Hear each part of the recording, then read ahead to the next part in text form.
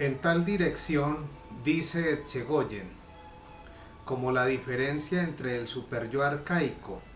y el auxiliar es por demás lábil y aleatoria,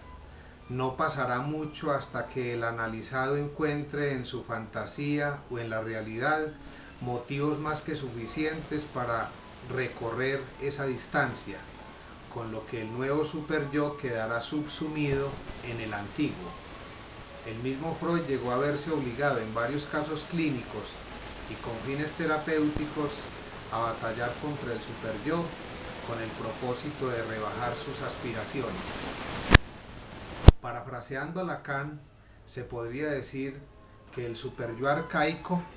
es una especie de fantasma inscrito en lo imaginario, que se caracteriza por ser una precondición para el goce. Así pues, la instancia punitiva y cruel es un mestizaje entre el significante y el goce, coincidiendo en un punto con la noción de symptôme, o sea, la palabra síntoma, inscrita con la antigua ortografía del francés, noción que remite a los términos del inglés sign, el pecado, y home, la casa,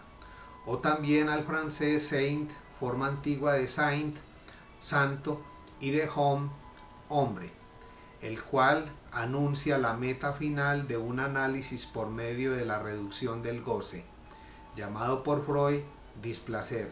y el posterior aumento del deseo o el placer. Una empresa en la que se trabaja al mismo tiempo para perder goce y ganar deseo,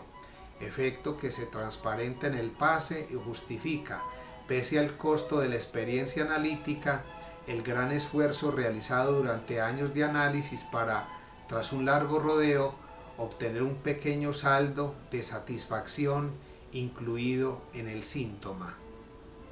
Según Etchegoyen, cuando el analista se aparta de su función, esto es, de aplicar los principios, consumando algún tipo de conducta que no le corresponde, acting out,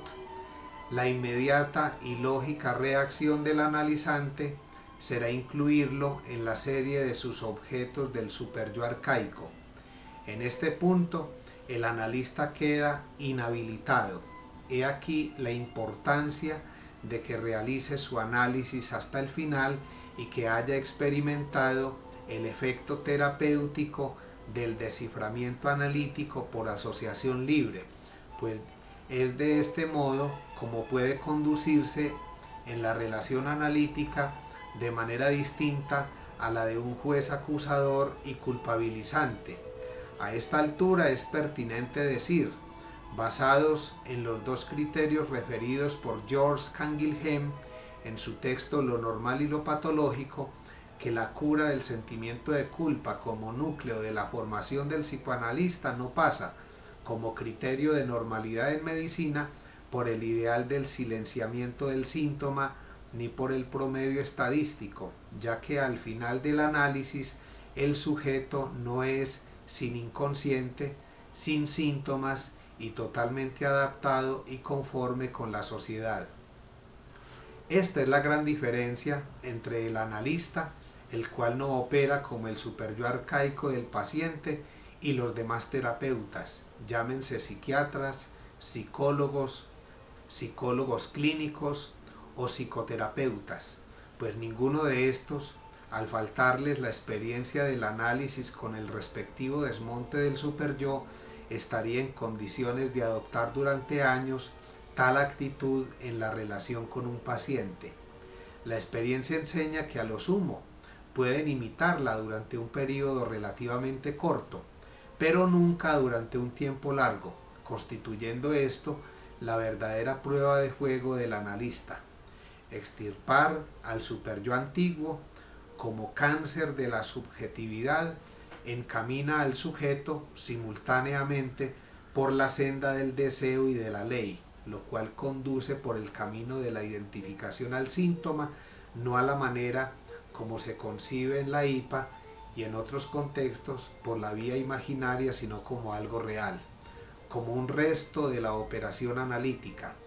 De ahí que se infiera que al final del análisis se termina compartiendo con el analista una misma identidad, la del objeto.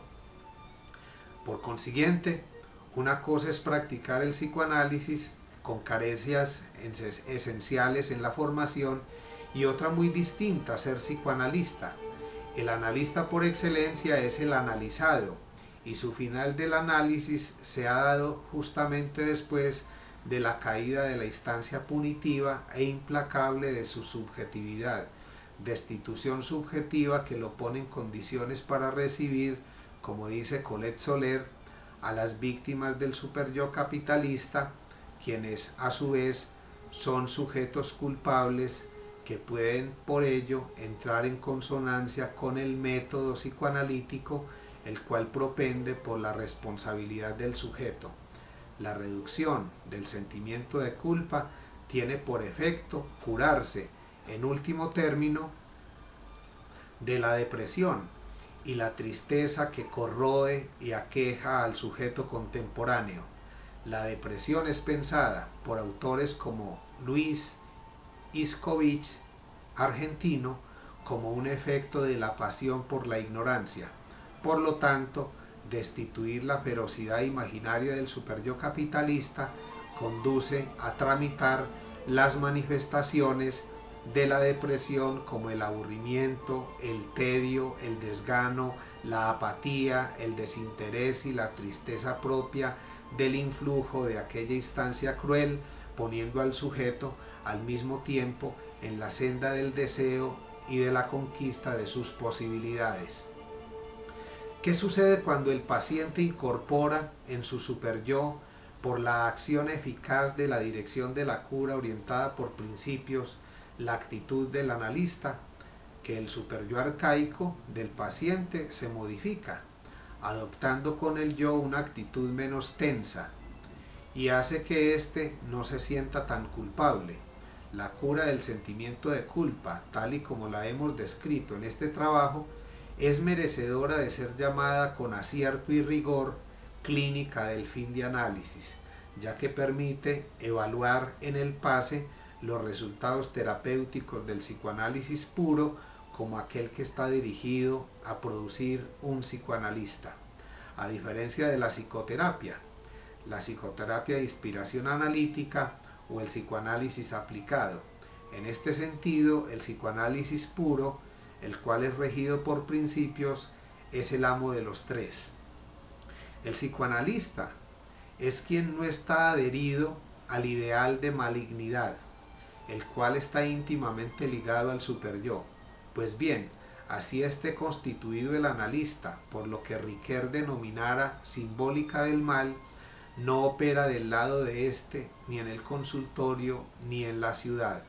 Por eso decimos que la convivencia civilizada es la consecuencia lógica de la articulación entre la ley, el sentimiento de culpa y la responsabilidad ética.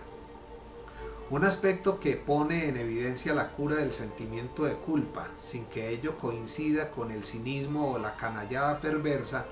es la posibilidad de vivenciar afectos hostiles plenamente justificados sin que el sujeto se sienta culpable y acosado en exceso por el superyo.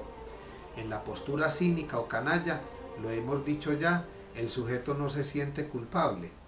Este hecho lo mueve a no sentir vergüenza, a la desvergüenza, a ser un sinvergüenza. El pudor, digámoslo así, es ese sentimiento que habla de quien teme no escapar al canallismo. A este respecto, Lacan habló de Joseph Goebbels, jefe de propaganda de Hitler, de la Gestapo, quien había realizado supuestamente un análisis sumamente extenso, curándose de paso del sentimiento de culpa, haciendo de él un canalla. Aquí, el profesor Gallo de la Universidad de Antioquia es certero cuando dice: no es gratuito que allí donde alguien se comporta ante la ley como si no fuera un acusado, se hable de perversión. El perverso es ese que no admite ser un acusado, es un ser que desmiente la acusación. Mientras el sujeto histérico procura marcar la falta en el otro, lo cual coincide con la función agujereadora del análisis, el perverso intenta por todos los medios taponarla o encubrirla hasta con el saber. El analista, por el contrario, es quien asume la falta, acepta la castración y afronta su identidad de separación de los ideales comunes, ruines y mezquinos de la sociedad. Todo ello en consonancia con la identificación al síntoma y sobre todo con la aceptación dolorosa por lo demás de que no hay relación sexual, poniéndose en su lugar el lazo social como metáfora del amor, una asunción que constituye al final del análisis el efecto propio de la experiencia analítica sin la compañía de los molestos sentimientos de culpabilidad. Sin embargo, hay que decirlo aquí, el analista curado del sentimiento de culpa no es un canalla. Parece un canalla, pero no lo es. El canalla es un perverso y el análisis del neurótico no lo hace perverso, pues nadie cambia de estructura a partir del análisis. Otra cosa es que un perverso con rasgos neuróticos, como pudo ser el caso de Goebbels, luego del análisis quede su estructura al descubierto, así como en el proceso de revelado de un negativo para transformarlo en fotografía. Por eso Freud decía que la neurosis es el negativo de la perversión. Recordemos lo que afirmaba en El malestar en la cultura. Cuando un impulso pulsional sufre la represión, sus elementos libidinales se convierten en síntomas y sus componentes agresivos en sentimiento de culpabilidad. Sentimiento que, por la acción de la cura, es posible atenuar, dando de este modo lugar a la responsabilidad ética y al deseo, el cual coincide en un punto con el del poeta que, al estar libre de represiones patológicas e imperativos morales que culpabilizan, puede decir como el poeta Heine: mis deseos son una modesta choza, un techo de paja, pero buena cama, buena mesa, manteca y leche bien frescas, unas flores ante la ventana, algunos árboles hermosos ante la puerta, y si el buen Dios quiere hacerme completamente feliz, me concederá la alegría de ver colgados de estos árboles a unos 6 o 7 de mis enemigos.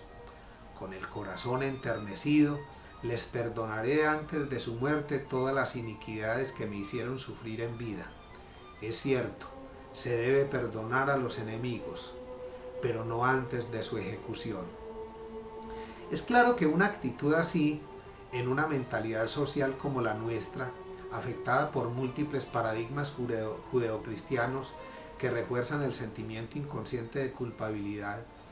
y donde se confunden las palabras con las cosas, con la realidad, no es plausible para la mayoría que prefiere mantener veladas las verdades psicológicas más rigurosamente condenadas. A este respecto, agreguemos que cuando se fracasa en una satisfacción pulsional agresiva, se potencia la culpa, lo que podría traducirse así: toda sofocación en la consumación de la agresión de venganza aumenta la culpa, clara muestra del doblez de la culpa. Por un lado, revela el amor en la renuncia a la venganza, y por otro, descubre el odio que busca su destrucción. Quien reprime sus deseos y fantasías en un intento obsesivo por acallarlos, no está por ello exento de pasar al acto.